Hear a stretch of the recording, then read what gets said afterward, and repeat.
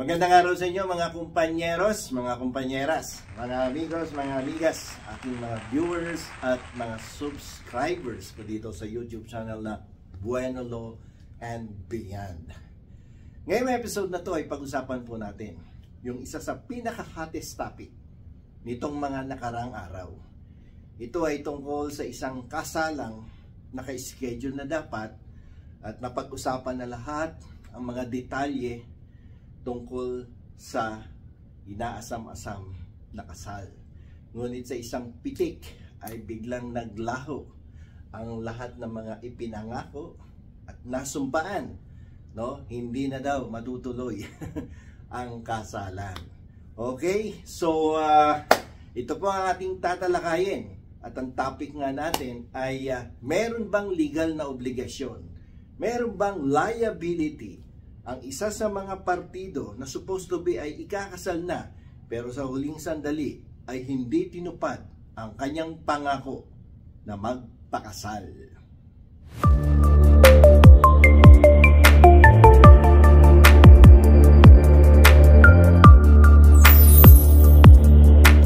Napakaganda pong pag-usapan nitong breach of promise to marry sapagkat na nung araw kasi ay marami nagsasampa ng reklamo sa ating hukuman kapag sila ay hindi sinipot sa kasalan ng lalaki or yung babae naman ay hindi na nagpakita sa lalaki pagkatapos ayusin na lahat ang mga detalye na kanilang naka-schedule na kasalan, no? Nakabili na ng damit, nakapag-hire na ng mga photographer, videographer, nakakuha na ng caterer, no? Yung mga flower girl at saka yung mga best man, no? Ay nabilan na ng mga Amerikana ng mga kanilang damit na isusuot sa kasal. Pero sa huling sandali, it's either yung lalaki or yung babae bigla na lamang umatras sa kasalan. So kaya nga nung araw marami nagdidemanda diyan sapagkat minsan kasi sa ating kasaysayan may umiral na batas, lalong-lalo na noong panahon ng mga Kastila, na sa ilalim ng Spanish Code, Spanish Civil Code, ay actionable yung breach of promise to marry. Pero nung tayo ay gumawa na ng ating sariling Civil Code of the Philippines, ay sinabi ng ating mataas na hukuman, ng ating Korte Suprema, na yung breach of promise to marry ay is not an actionable wrong as decided by the Supreme Court in the case of Hermosissima versus Court of Appeals. At yan ay paulit-ulit na sinasabi ng Korte Suprema sa mga sumunod na mga kaso. At yan ay po ay ipaliliwanag ko sa inyo maya-maya, no? So, yan bang breach of promise ay actionable? So, ngayon dito sa Pilipinas, hindi na po actionable yan, no? Kapag ikaw ay hindi sinipot sa kasalan or last minute, ikaw ay sinabihan ng iyong supposed to be bride na ayaw niya na sa'yo, hindi na matutuloy ang kasalan, regardless of the reason, abay, wala kang magagawa kundi umiyak na lamang and charge it to experience. Alam nyo, isa sa pinakamagandang naging desisyon ng ating Korte Suprema regarding dyan sa breach of promise to marry ay yung kaso ni Jonah Guevara versus John Banak, sa tong German citizen. At ito ay dinesisyon na ng ating Korte Suprema noong November 24, 2021. So bagong-bago to, mainit-init pa to. Dito sa kaso na to ay yung German citizen na si Mr. Banak ay niligawan at sinuyo itong si Jonah Guevara, no? At binigyan niya ng maraming regalo during the courtship period at hanggang sa dumating na nga yung pagkakataon na nagkaproblema to si Jonah at sila ay pinapalayas na sa kanilang tirahan ng may-ari ng bahay. So, ang ginawa nitong si Mr. Banak ay niregaluhan siya ng 500,000 pesos to buy a conjugal home. Eh, siyempre, yung babae medyo gipit na at upang isalba ang pamilya sa kahihiyan, sa pagpapalayas nga doon sa kanilang tinitirhan at inuupahan na bahay, ay tinanggap ang regalong 500,000 at bumili nga ng kanilang munting tahanan. Matagal na kaso na to dahil nung na-desisyonan na nga lamang nitong 2021 at kaya yung 500,000 at that time malaki yan. Baka equivalent to more than 1 million at that time na nagliligawan pa tong dalawa na to. So tinanggap pero nagplano nga silang magpakasal at everything has already been settled. Naayos na lahat kung sino-sino ang mga kukuhaning mga attend sa kasalan. Pero dumating doon sa punto na kung saan si Jonah na-discover niya itong si Mr. Bannack na nung siya'y nililigawan nang sinabi siya daw ay divorced na at single and free to marry anyone. At the same time, na-discover na hindi pala, noong time na nililigawan siya, iba ang pangalan na ginagamit, hindi John Bannack. So nung nakaplano na lahat, ay na-discover niya na ang pangalan pala nito ay John Bannack at hindi pa to divorce. At 3 ang naging asawa. So because of that, kinansela. No? Sabi niya, ayawan na. Binabawi ko na yung aking pangako na magpakasal sa iyo.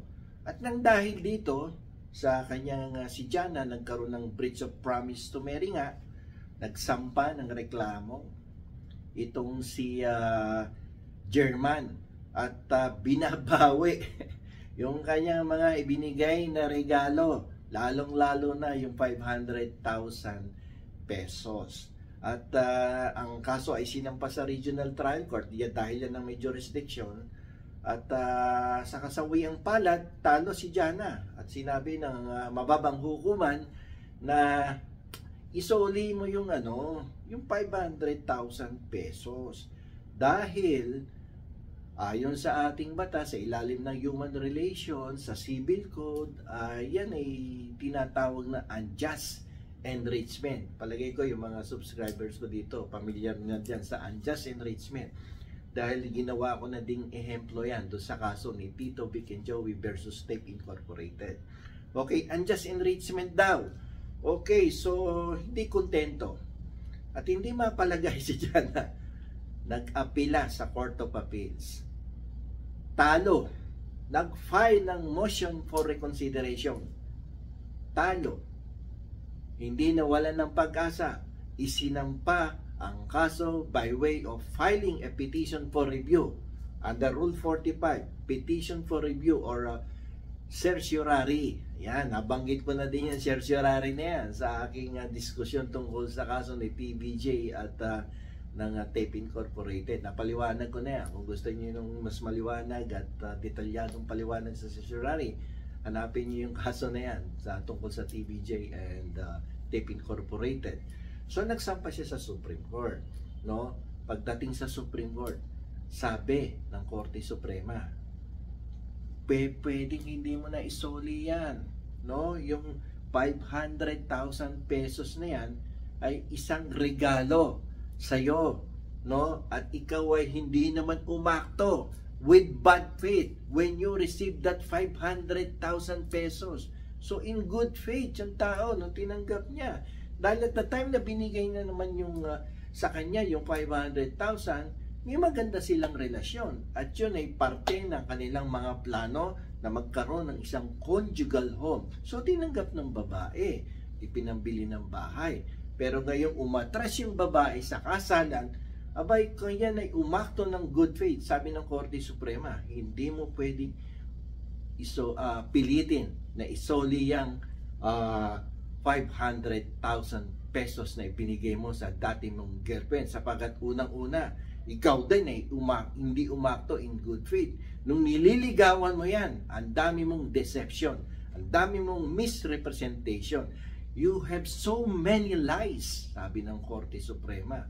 So you do not have the legal stand to order that former girlfriend na isole yung 500,000 pesos.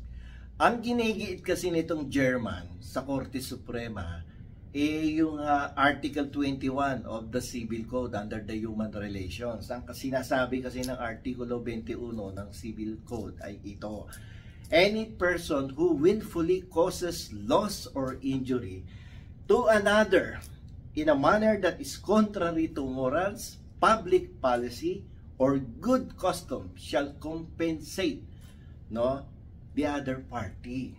So yan ang sinasabi niya, nagkaroon ng injury on my part, nagkaroon ng losses. So balik niya. So ang sabi ng Korte Suprema, pwede naman yan if you acted in good faith. At yung naman nag-receive ng pera mo, acted in bad faith. But this is not the case, no, sa sitwasyon mo. So, we cannot order Joanna to return 500,000 pesos to you. At isa pa, alam mo, hindi natin pwedeng pilitin si Jonah na magpakasal sa'yo because ang pagpapakasal to another person is a personal decision that is part of her fundamental human rights. So, tandaan niyo yan. Fundamental human right yan. Personal decision to marry another person. Because the moment na pakasal ka sa isang tao, it will definitely change the course of your life. So, pinakiingatan niya ng batas. So, anytime pwedeng umatras siya. Ngayon ang tanong, paano yung nagastos? No? Paano yung pinambayad na sa caterer, sa venue, sa mga damit sa kasal? So, siguro pwedeng magkaroon ng compensatory damages. But, dapat may kaagibat ditong bad faith. Pero kung medyo may bad faith, may good faith yung tao, baka mag-iba din ang pag-iisip ng ating korte, no, kung bibigyan ka ng mag-a-award ng damages dito sa sitwasyon mo. Alam nyo, ang bawat individual ay merong otonomiya to choose whom to marry or not to marry at all. At yan ay dapat binibigyan mo ng freedom to choose without any fear of any legal retribution or civil liability. Hindi mo dapat tinatakot yan. So, give her the freedom to choose or to decide. That is her personal decision. That is part of her fundamental human right. So, kaya dito sa atin, kapag merong breach of promise to marry, ay sinasabi lagi ng ating mga hukuman that is not an actionable wrong. So, masisisi mo ba yung tao na after nagkaroon ng soul searching yan, after ma-discover na hindi pala para sa kanya yung lalaki na yan, na nasagutan niya, napangakuan niya na, ay last minute nag-decide, ayoko nang matuloy ang kasal. Karapatan niya yan. You cannot sue that person, no, for any liability in court. Hindi mo pwedeng kasuhan yan sa hukuman. Okay, so that is our lesson for the day in this episode regarding breach of promise to marry. Maraming salamat po. Ito pong muli ang inyong lingkod, si Attorney Rene Bueno. Hanggang sa susunod na episode. Maraming salamat po.